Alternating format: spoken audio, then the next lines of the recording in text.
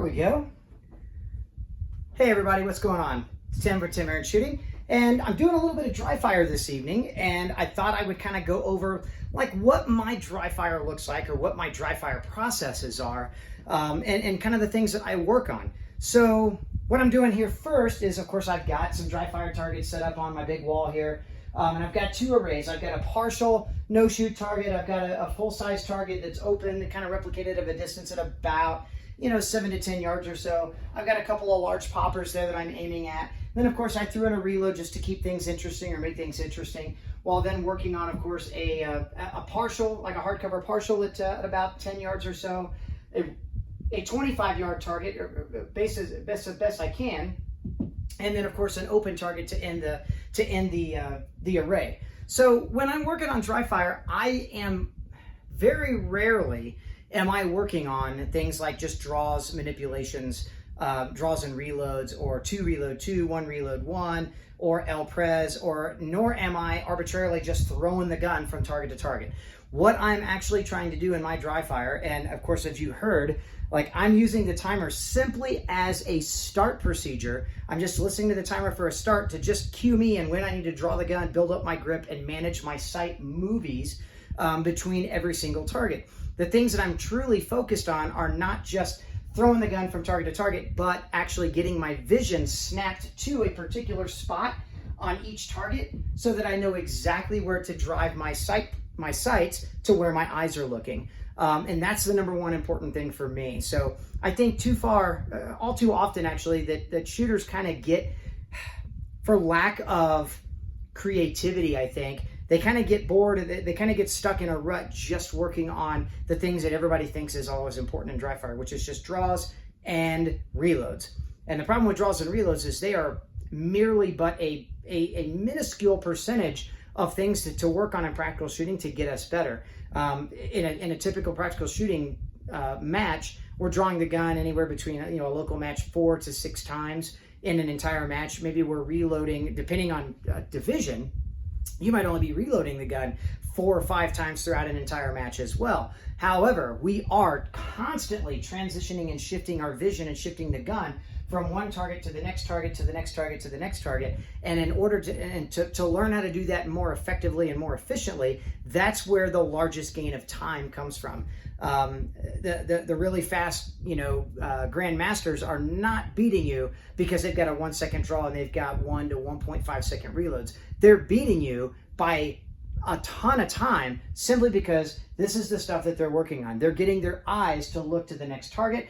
They're working on visual accommodation on just exactly what type of sight pictures or sight movies are needed for each individual target.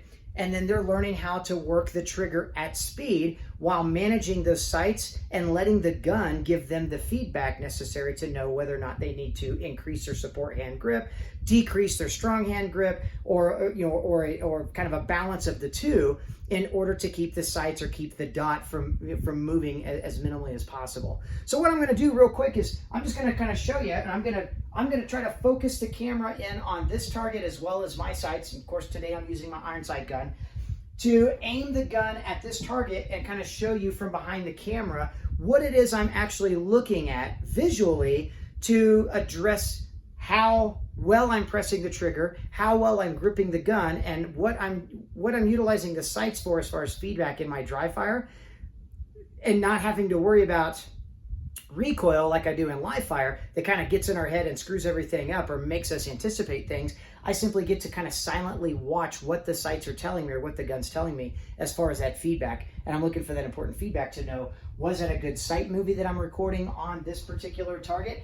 Am I pressing the trigger adequately and keeping the sights from moving with my grip all the way through the multitude of trigger presses, and then moving the gun or snapping my eyes and moving the gun and doing that same thing over and over again? So I'll share that real quick and we'll go from there. So what I've got here, of course, is I've got my hammer down and I'm going to dry fire the gun with the hammer in the down position. So I'm looking at this target, and then I'm going to also transition the gun then to this first piece of steel and then the second piece of steel. So I'm going to do that I'm going to just try to focus the camera in on the sights here. As I'm looking at the target, I would snap the gun from, say, this target directly to this target. And now as I've got the gun right where I want to be looking, I'm going to kind of loosely grip the gun and kind of show you like what that feedback looks like as I'm pressing the trigger. So as I'm pressing the trigger, I'm getting a lot of bounce in the sight movie, right? It's not just a sight picture. The sight picture remains intact, right? And it needs to remain like at my focus as I'm pressing through the trigger. So as I'm pressing the trigger, because my support hand is so soft on the gun, I need to cinch the support hand up so that I can press the trigger better and disturb the sights less. And as I disturb the sights less, every single one of those presses, I believe, would be an alpha at this replicated distance. So as I move the gun, the first thing I'm trying to do is I need to find where the sights land on the target. And of course, doing that through the camera, it's a little tough, but there's a good sight picture, initial sight picture. Now I'm going to record that sight movie as I begin to press the trigger a couple of times. And we see we've got minimal movement in the sights. Now I'm going to move the gun to this first piece of steel.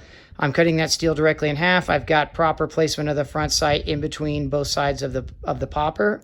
And I'm going to press the trigger a couple of times. As you can see, there's a little bit of bounce in the sights. So I want to try to reduce the bounce in the sights there. So I'm going to hover on that target for just a little bit more, and I'm going to increase my right hand, my support hand grip pressure on the gun, and I'm going to press the trigger a couple of times. You can see a little less movement in the gun. I'm going to do that one more time, and now I'm pressing the trigger.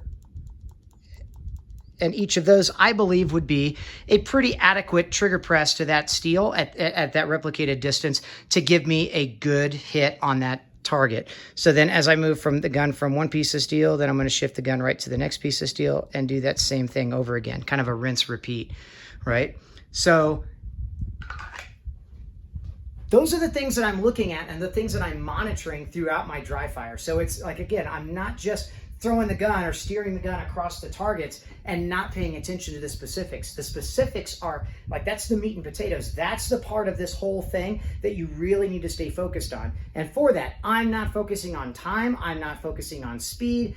All I want to see and all I want to kind of garner is the feedback from the sights to tell me, hey, dummy, I need to grip the gun harder so that when I'm manipulating that trigger, I'm not getting any excessive steerage of the sights one direction or the other.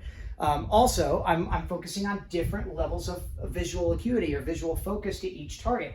So I'm accommodating my vision. Like here, this is a pretty hard, tight target, right? I've got a no-shoot target around here, and I got about 20% of the A zone showing. So I want to hold the sights as still as I possibly can. So I'm going to look at probably just a little bit more information from the front sight in relation to the rear sight and a little less like hard target focus.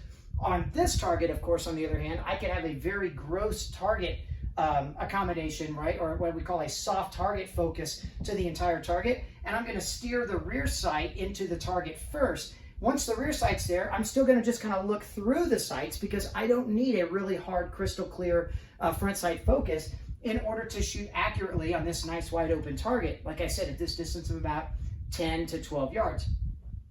These two steel, on the other hand, I'm going to have to throttle back my vision just a little bit to start looking at a center spot on each of those targets. Once I find that center spot on each of those targets, I'm then going to immediately snap the rear sight first and snap my gun directly to this calibration zone. And I want to cut that target directly in half with the rear sight and then basically split that target right down the middle with the front sight. So we kind of have an interim sight picture there where I'm looking at the overall popper, but I'm looking actually kind of a harder target focus at the popper and letting the front sight and the rear sight kind of fuzzily, like just center on the middle of that popper, and I'm pressing the trigger and working that trigger. And again, I'm getting that feedback from the gun. What are the sights telling me? Are they moving excessively? Am I steering that front sight to what would be off of the target? Do I need to grip harder?